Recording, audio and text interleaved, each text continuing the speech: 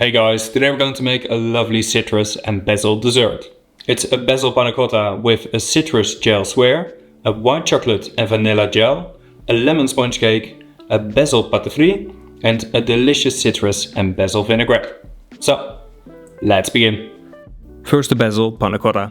Begin by soaking 1 leaf or 1.6 grams of gelatin in cold water. Now mix 200 grams of milk with half an empty vanilla pod and the zest from 1 orange. Bring this to a simmer. Then turn off the heat and dissolve the gelatin. Also add 100 grams of white chocolate and mix it well. After that, pass it through a fine sieve and add 10 grams of basil leaves. Now blend it till smooth. Be sure to use a strong blender for the best result. Once smooth, you can pour it into a piping bottle and use it to fill a square mold. The molds in this video are from Mold Brothers, a partner of the channel. Find all the links below. Now freeze them till solid. After that, remove the top part of the mold and turn the panna cottas around. Keep them in your freezer for later. Then transfer 200 grams of cocoa butter in a saucepan and melt it on a low heat. Once melted, turn off the heat and add 200 grams of white chocolate. Mix it well till the chocolate is fully incorporated. Then let it cool down till the temperature is 40 degrees Celsius before pouring it into a measuring cup. Now press the Basil needle or another kind of skewers into the frozen panna cotta and dip them twice in the chocolate glaze. Don't use a wooden skewer because they might break and guests can accidentally swallow it. Now remove the needle or skewer. Then use a hot spoon to tidy up the top and close the hole. Keep them covered in your fridge for later.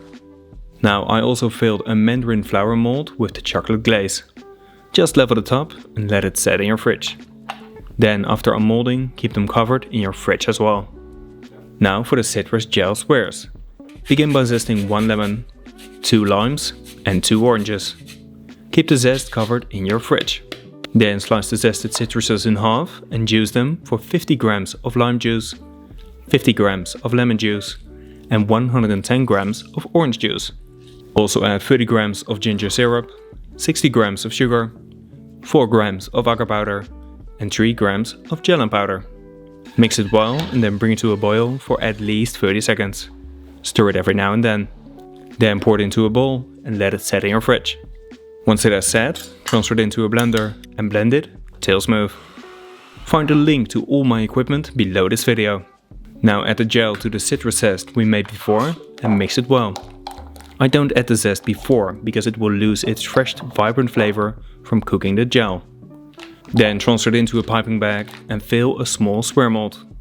Now level the top and then freeze it till completely frozen. If it stays too soft, just turn down the temperature of your freezer. Mine is at minus 25 degrees Celsius. Then take the gel balls out of the freezer and keep them frozen for later. Okay, so now for the orange jelly, and for that we first need to reduce the orange juice. Over here I have 300 grams of orange juice and we need to reduce it till it's 150 grams. An easy way to double check this is to first weigh your pen. I always know with every pen how much it weighs and I engrave it on the bottom of the handle because that makes reducing very easy. So 1035 grams plus 150 grams is 1185 grams. So if you want to reduce and you want to double check the weight, just put it on the scale and that's a super easy way. Otherwise you gotta pour it into another container, pour it back, such a fuss. So just pour the orange juice into the pan and reduce it till you're left with 150 grams. Once the orange juice has properly reduced, add 1 gram of salt and 3 grams of copper powder. Mix it well and then bring it to a boil. When it has boiled, we can repeat the same process we just did with the panna cotta. So insert a needle in the frozen citrus squares and cover them once with the jelly. Then gently place them on a tray that's lined with some wrap. Repeat this process with all the remaining squares. Just beware that the jelly doesn't cool down too much. If needed, reheat it and mix it in between. Keep them covered in your fridge for later. Now for the basil butterfree. First pour 250 grams of water in a saucepan and bring this to a boil. Meanwhile, mix 25 grams of sugar with 7 grams of pectin jaune. We do this to prevent lumps from forming later on. Once the sugar is boiling, while stirring, add the pectin sugar and let it boil for 3 minutes. Then in 2 or 3 parts add 155 grams of sugar and mix it in between. Also add 50 grams of glucose syrup and heat this up till the temperature is 108 degrees Celsius.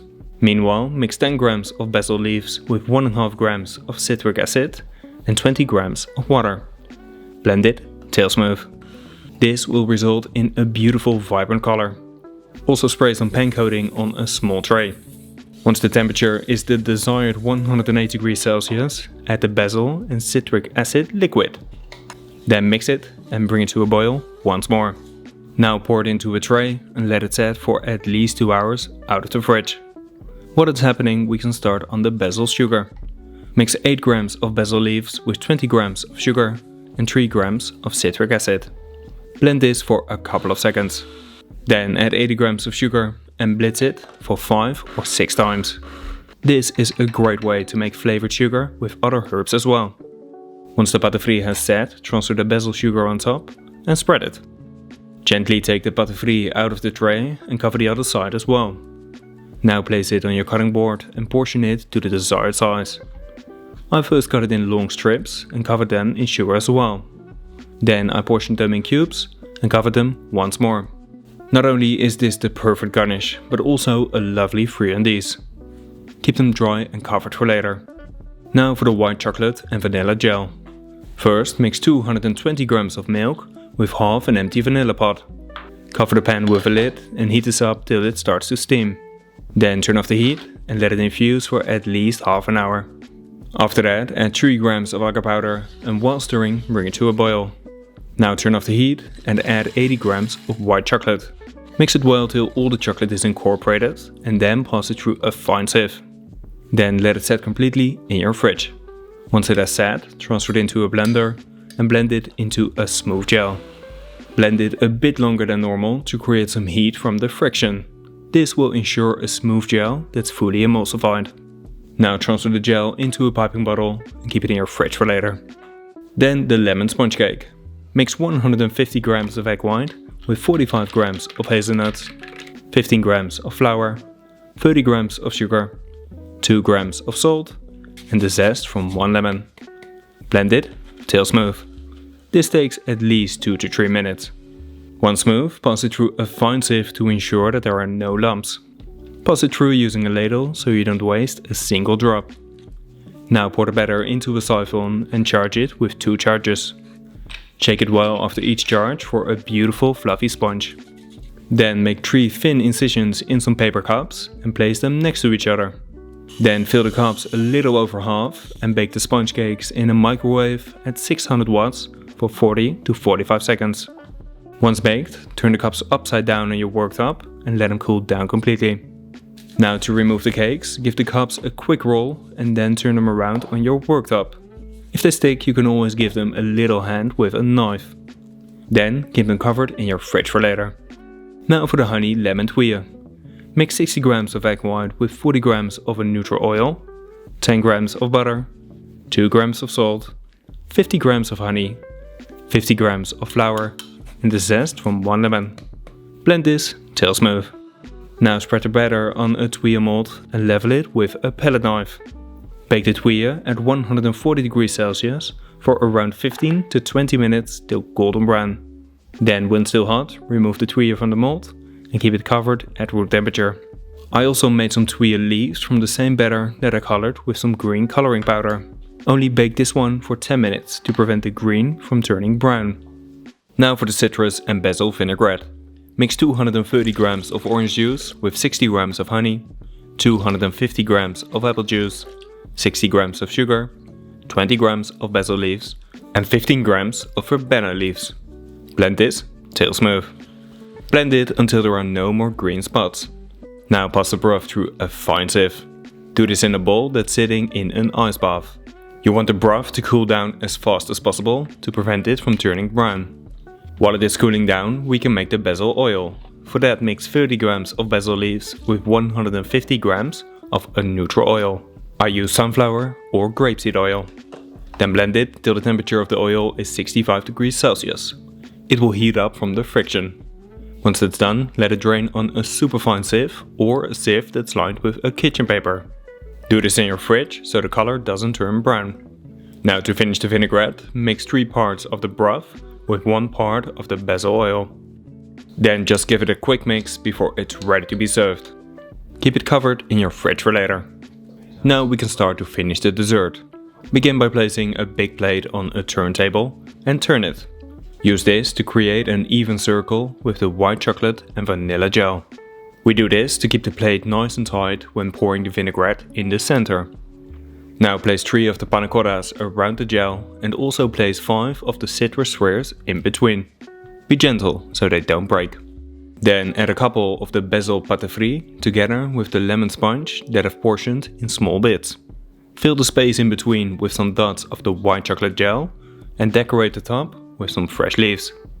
Now gently place the tuile on the 3 panna cotta squares.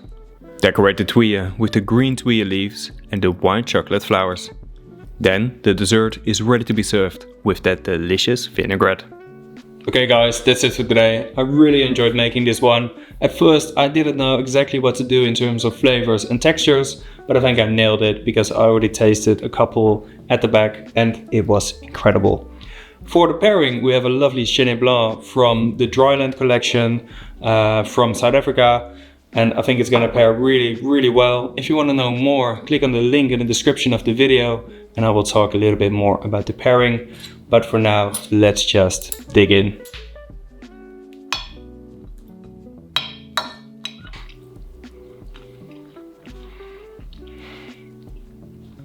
That's so delicious. That butterfree is dangerously good because it's so good. I think I'm gonna finish everything after. The panna cotta is really lovely in terms of texture.